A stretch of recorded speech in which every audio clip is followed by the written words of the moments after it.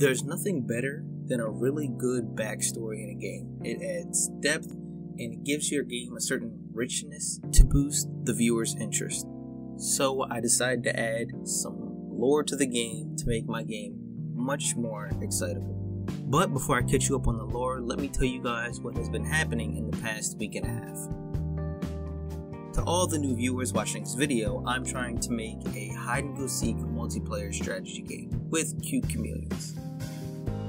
If you watched the last video, as you can see, I was working in the rainforest scene and I was adding a few things and trying to touch it up and make it look a little bit better. So I decided to scrap that scene entirely and I would just actually use that scene for a practice mode so players could get the hang of the game.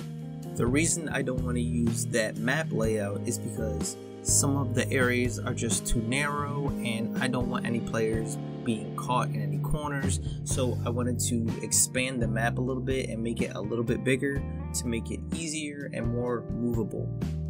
And so, because I'm basically starting from square one again, I decided to grab my sketchbook and I sketched out what I want the rainforest scene to actually look like. As you can see, I came up with the fruit being in the middle of the scene, so that way the players would start in corners of the map and they would be forced to go directly to the middle. Because there are 8 different colors, there are 8 different hiding spots. There was one hiding spot that I wanted to replace, so I originally had the blue hiding spot named Wago Pond. I thought it was time for me to replace it with a waterfall and make it look much better and add some animation to it. As you can see, I didn't really have any time for the animation, but don't worry, I'll definitely be adding that in very soon. Not only did I add in a new map scene, I decided to add in 2 different colors to make it a little bit more interesting. I thought that adding black and white will be much more interesting, but this will be only for in-app purchases. Now, I was having a hard time coming up with a hiding spot for the black color, but I did come up with one for the white color. So for the rainforest, I wanted to use eggshells so it fit in with the theme and it seemed a little bit more natural and it made sense for a rainforest because there are plenty of animals that hatch from eggs. And if you pay attention very closely, you'll notice that the white hiding spot is much closer to the fruit, which will be one of the perks of buying this skin color. Like I said before, I had a little bit of hard time coming up with a black hiding spot. I'm not exactly sure what I want to do with it yet, but if you guys have any suggestions or opinions, please leave them down in the comment section below. And with that being said, let's talk about the part that took the longest time to get done. So I'm not sure if you guys noticed, but I'm using tile maps to set out the entire map. And it literally took me about 3 hours to draw just curvy lines. That's it. 3 hours. Not only that, but in some of the tiles, the lines don't even connect directly with each other. So I'm going to have to spend some time reconnecting them and making them look much better. But there's an important reason why I needed tile maps, because I have set out paths that connect to all the different hiding spots, which makes it much easier for the player to just follow the path to another hiding spot. There's always a point in development where you feel as though you may have broken the game and it might become a little bit too hard. I think I might have came across this issue when I started adding more predators. So now in the rainforest there's about 3 predators. There's one that follows a large path which is on the edges of the scene, and then there's one in the middle that follows smaller sub-hiding spots, and then there's one that just circles around the fruit in the middle of the scene. Playing the game over and over again, I was worried that I would run into the issue where all 3 birds would attack me at once and I would never be able to win.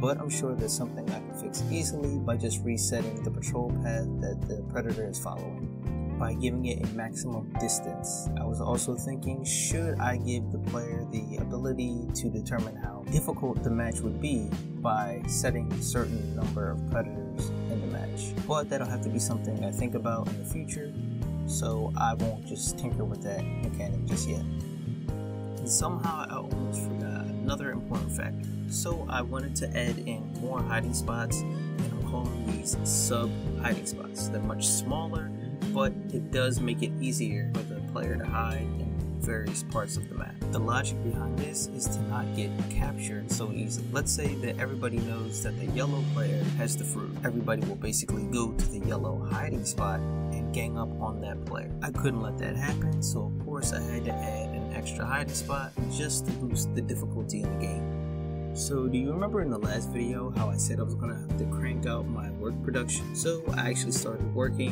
on a new map, and let's get a drum roll.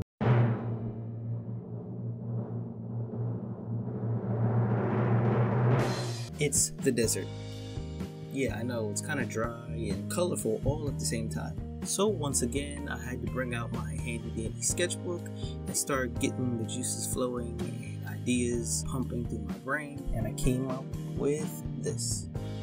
The desert actually has lots of cool different hiding spots that I had no idea about.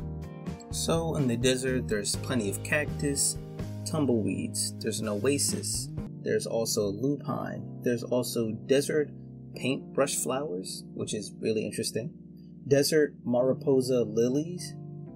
Hopefully I'm pronouncing it correctly. What I'm trying to say is the desert has plenty of places for the chameleon to hide. Not only is the desert very beautiful to look at, but it also can be a very dangerous place at the same time as well. The heat can be very overwhelming, and the sandstorms can become very, very intense. The more I thought about it, the more I wanted to add weather changes into my game. So I wanted to have a sandstorm effect using Unity's particle system. So I quickly put together a sandstorm effect, and it looks pretty decent, but I think I can buff it up and make it look a little bit more cartoony. So I'll definitely have to work on that. Now here's the part that you've all been waiting for. The lore of my game, We Hidden. What many people don't know is We Hidden wasn't my first idea of a game that I wanted to make. I originally wanted to make a Metroidvania game, and I wanted to go all out for it, but seeing as it would be my first commercial game, I decided to go much smaller in scale. Thus brings us to the rainforest. So if you go to the brown hiding spot, you'll notice a statue with a dark or rusty kind of sword sticking out of the stone. That is a reference to a game that will be coming in the future. This sword is more like a giant cat claw. I don't want to give too much information about the game coming soon to be, but I will let this sword reminisce and sit with you guys and let you guys unfold and make up your own stories as what you would think this sword is supposed to represent. The second lore in the game is in the desert scene. If you go to the white hiding spot, you'll notice a giant mysterious skull of some creature. This creature is also supposed to represent a monster mysterious like figure in a Metroidvania game that will be coming in the near future. So I hope you guys really enjoyed those lore facts, and that about sums up everything I got done within this week and a half. So I hope you guys really enjoyed the content, and if you stuck around to the end of this video, I appreciate it. And don't forget to like, subscribe, comment, and I'll definitely keep you guys updated and posted, and I'll catch you guys in the next video.